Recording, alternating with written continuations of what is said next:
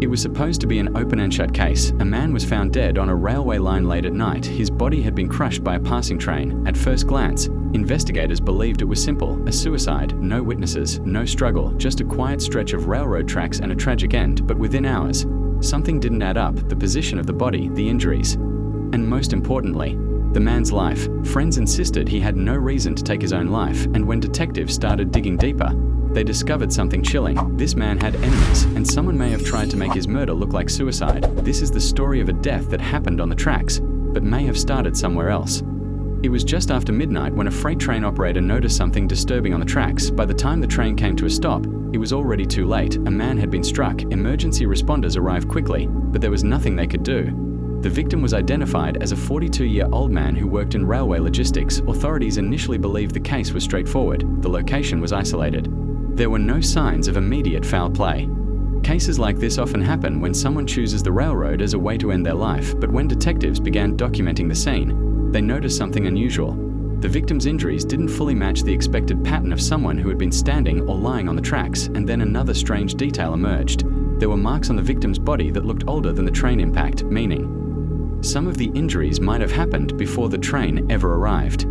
Investigators began looking into the victim's background, and what they discovered raised more questions. Friends describe him as responsible, calm, and focused on his work. He had recently made plans for the future: trips, business opportunities, family gatherings. Nothing about his life suggested someone preparing to end it, but there was one important detail: in the weeks before his death, the victim had reportedly been involved in a serious conflict connected to railway contracts and money, large amounts of money. According to colleagues, disputes had formed between several people connected to the railway business, and tensions were rising. Some even claimed the victim had received threats. If that was true, then his death might not have been suicide at all. Forensic experts returned to the scene, this time with one question in mind: was the victim already dead before the train hit him? What they discovered changed everything. First, there were drag marks near the gravel beside the tracks. Second, the victim's clothing contained particles that did not match the railroad environment. And third, there were bruises indicating a possible struggle. Investigators started to believe a terrifying possibility: someone may have attacked the victim somewhere else, then placed his body on the train tracks, hoping the train would destroy the evidence. If that was the plan, it almost worked, but forensic science was starting to reveal the truth. Detectives began interviewing people connected to the victim's work. Eventually, attention focused on two individuals involved in railway contracting deals. Witnesses reported heated arguments in the weeks before the death. Phone records showed something even more suspicious. One of the suspects had been near the railway area the night the victim died, and another clue emerged. Security cameras from a nearby road captured a vehicle entering the area late at night, then leaving shortly afterward. The car matched the description of a vehicle linked to one of the suspects, but investigators still needed proof. Without it, the case could remain officially labeled a suicide. Then a major break came from an unexpected source: a witness. A local resident contacted police days after the incident.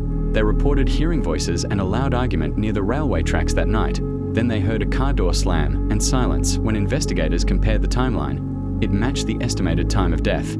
Soon after, forensic results confirmed something critical. The victim had suffered fatal injuries before the train impact, meaning the train did not kill him, someone else did. What was originally believed to be suicide was now officially a homicide investigation. Cases like this reveal how easily the truth can be hidden. At first glance, the scene looked simple: a man on train tracks, a tragic suicide.